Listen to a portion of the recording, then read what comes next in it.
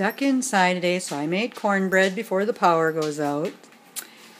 And I've been working on doing a painting of the North Shore. And this is what Oliver did while I was making cornbread.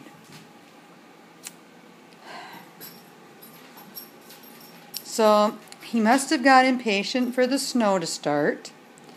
And so he decided to make some of his own snow. Oliver, did you make your own snow? Yeah, he did. Truman is totally disgusted. Truman, what did he do? Yeah, I know you didn't do it. Yeah, you're a good boy. Oliver, did you make snow in the home? Yeah, there's absolutely no conscience in that dog. Is there, Truman? No.